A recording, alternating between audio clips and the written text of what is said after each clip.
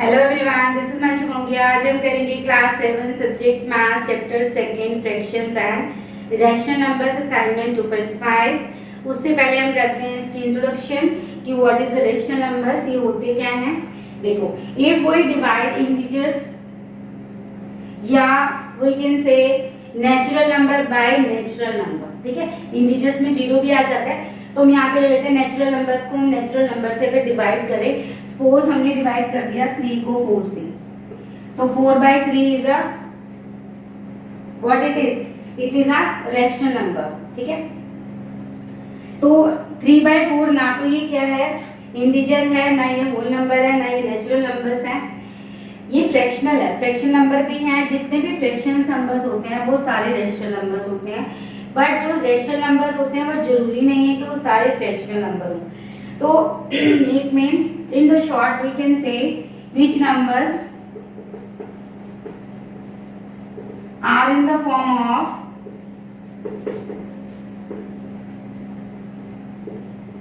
a by b where b is not equal to 0, ठीक है, are called rational numbers. दोबारा देख लो, rational numbers क्या होते हैं, जितने भी नंबर्स a by b की फॉर्म में होते हैं, जहां पे b is not equal to 0, वो सारे क्या होते हैं, रैशनल नंबर्स होते हैं। क्लियर। अब आप कहेंगे मैम ये जीरो में ऐसा क्या है कि जीरो नीचे नहीं होना चाहिए, जैसे -2/3, -1/2, 1/2, 4/5, ये सारे रैशनल नंबर्स हैं। जितने भी इंटीजर्स हैं ये सारे रैशनल नंबर्स हैं, ठीक है। होल नंबर्स हैं, जितने भी नेचुरल नंबर्स हैं, सारे क्या है, हमारे रैशनल नंबर्स हैं। बट इनके नीचे जीरो नहीं आना चाहिए। अब आप बोलोगे मैम ये कैसे रैशनल नंबर है, देखो इनके नीचे हम इजीली 1 लगा सकते हैं।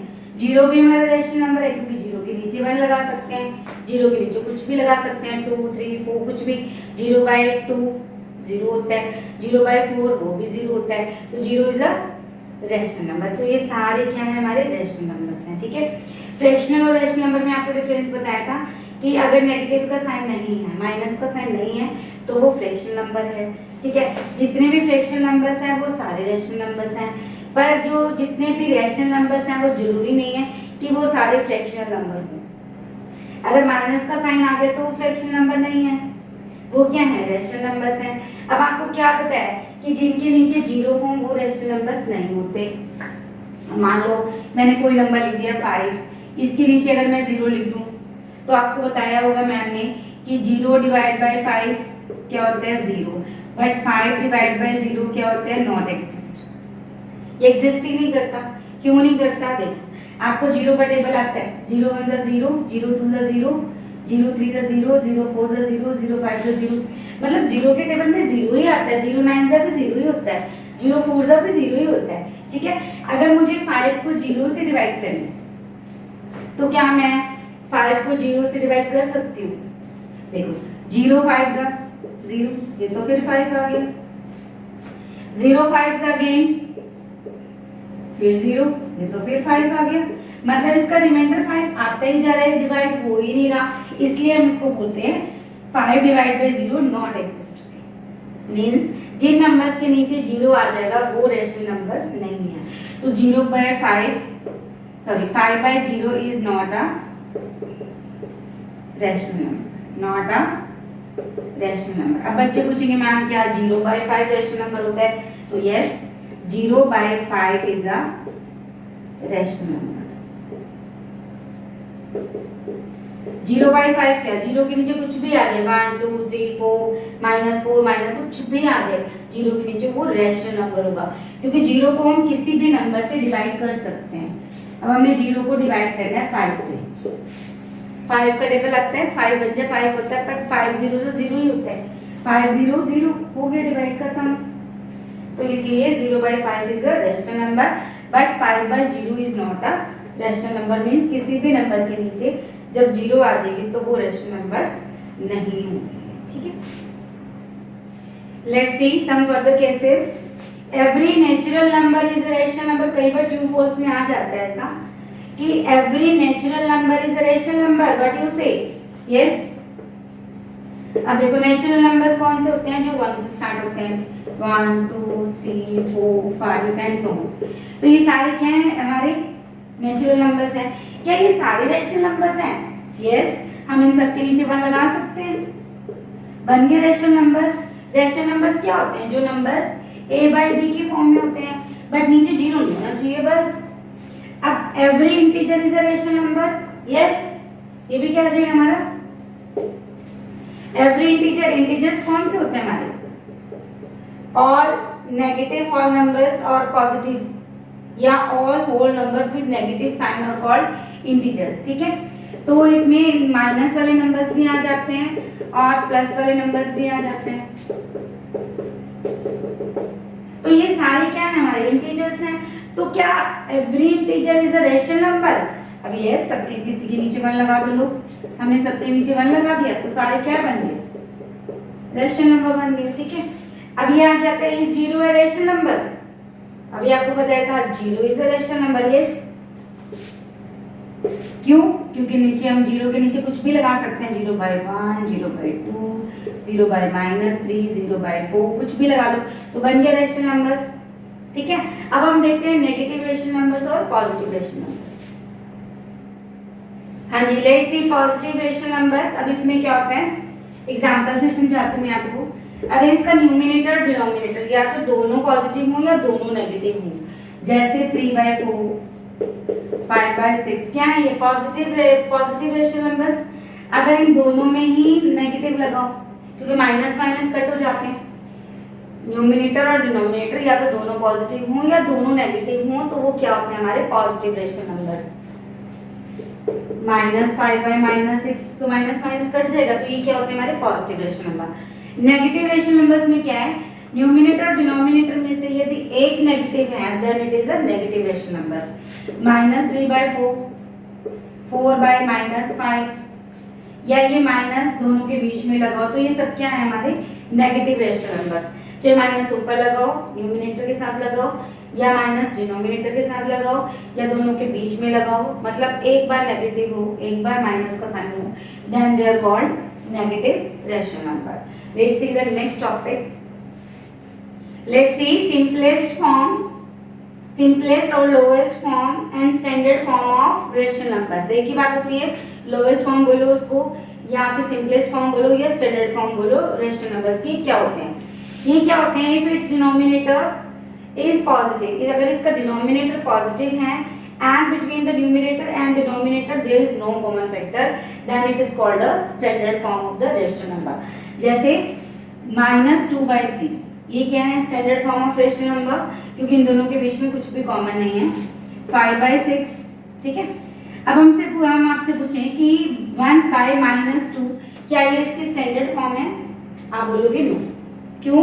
क्योंकि डिनोमिनेटर जो है वो पॉजिटिव होना चाहिए, डिनोमिनेटर में नेगेटिव साइन नहीं होना चाहिए। ये माइनस ऊपर जाएगा, इस माइनस को ऊपर ले जाने का एक तरीका है क्या? कि हम -1 से ऊपर और -1 से नीचे मल्टीप्लाई कर दें, तो ऊपर जब मल्टीप्लाई करेंगे तो -1 आ जाएगा, माइनस नीचे वाला माइनस से माइनस कट जाएगा, तो -1/2 क्या है? हमारी स्टैंडर्ड फॉर्म। क्या है ये? Standard form of rational number. Means denominator में नेगेटिव का साइन नहीं होना चाहिए, मींस डिनोमिनेटर पॉजिटिव होना चाहिए और न्यूमिनेटर और डिनोमिनेटर के बीच में कुछ भी कॉमन नहीं होना चाहिए। अब देखो एग्जांपल, ठीक है। एग्जांपल में क्या है? एक्सप्रेस -10/15 इन स्टैंडर्ड फॉर्म, ठीक है। अब हमें क्वेश्चन दिया है कि -10/15 को स्टैंडर्ड फॉर्म में चेंज करो। इट मींस -10/15 स्टैंडर्ड फॉर्म नहीं है, सॉरी यहाँ 15 मत लो, कुछ और नंबर लो, ठीक है। -10/18 ले लिया हमने, इसका मतलब ये स्टैंडर्ड फॉर्म नहीं है। इसको स्टैंडर्ड फॉर्म में चेंज करना है तो क्या करेंगे हम? इसके बीच में जो कॉमन फैक्टर है उसको हटा देंगे, मींस 2 5 10 2 9 18, तो -5/9 क्या है? हमारी standard form.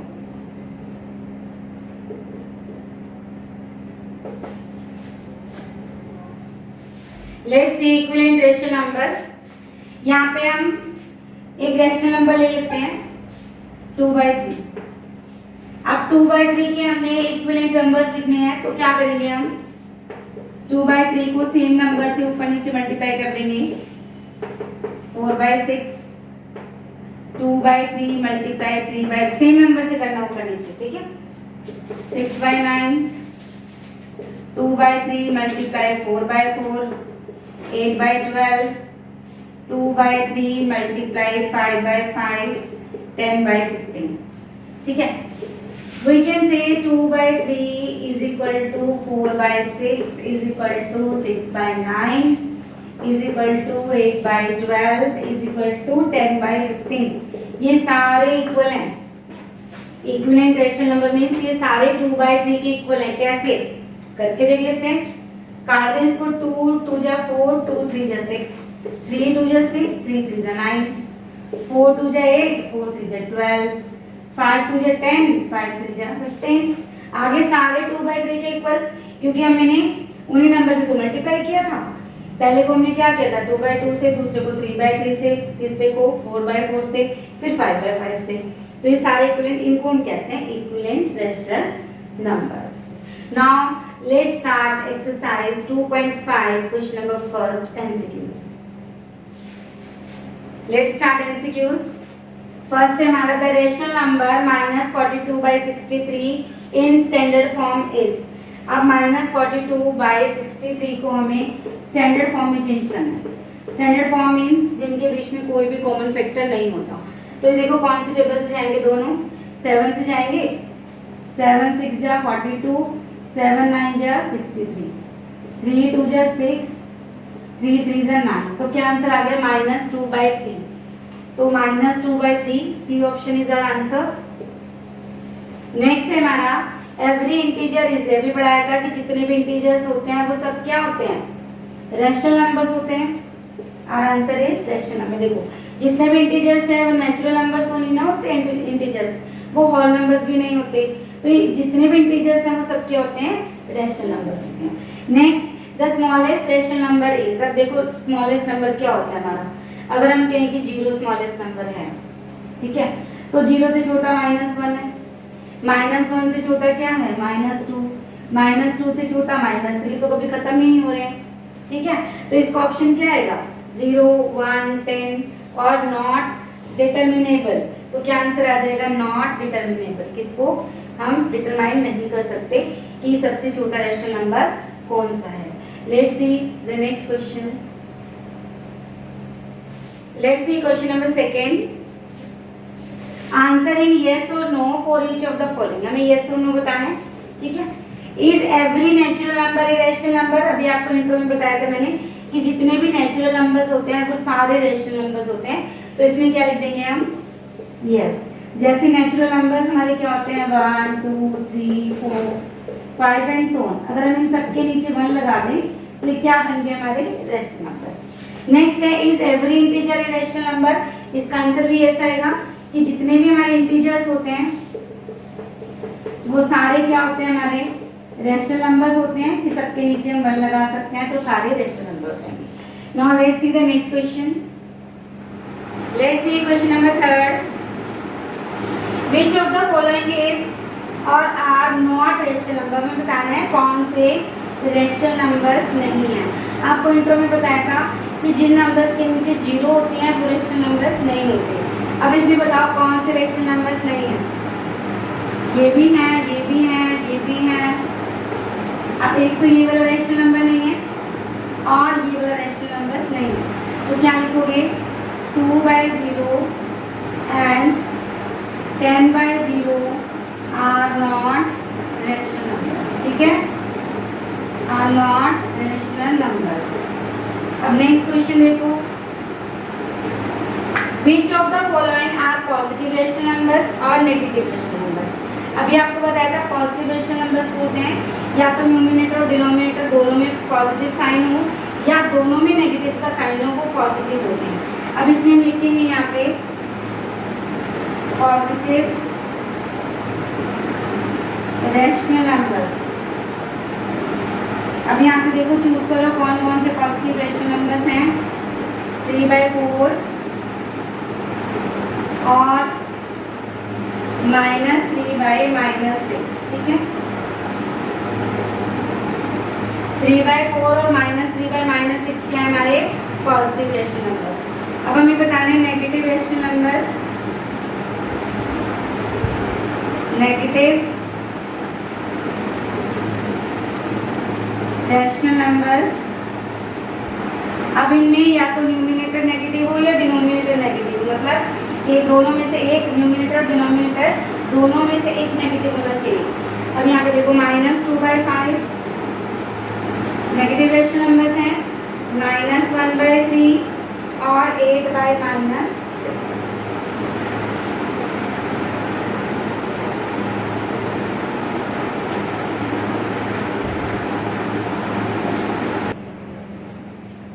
Let's start question number 5. Rewrite the following rational numbers with positive denominator. अब यहाँ पे देखो सब में हमारा जो डिनोमिनेटर है वो नेगेटिव है और हमने इसको पॉजिटिव बनाना है। पॉजिटिव बनाने के लिए हमें क्या करना पड़ता है देखते हैं। फर्स्ट है हमारा -10/-12। अब ये जो 12 है माइनस का, इसको हमें +12 बनाना है, तो हम क्या करेंगे -1 से ऊपर नीचे मल्टीप्लाई कर देंगे।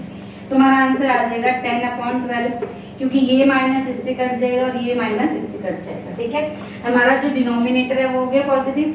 अब सेकेंड पार्ट में देखते हैं क्या करेंगे हम। सेकेंड पार्ट है 6/-15। 6/-15। अब -15 को हमें +15 बनाना है, तो सेम मेथड हम -1 से ऊपर और -1 से नीचे मल्टीप्लाई कर देंगे, ठीक है। तो ऊपर आ जाएगा हमारा -6 और नीचे माइनस से माइनस कट गया, 15 बन जाए 15, ठीक है। अब देखते हैं थर्ड पार्ट। अब थर्ड पार्ट में हमारे पास क्या है 8/-5।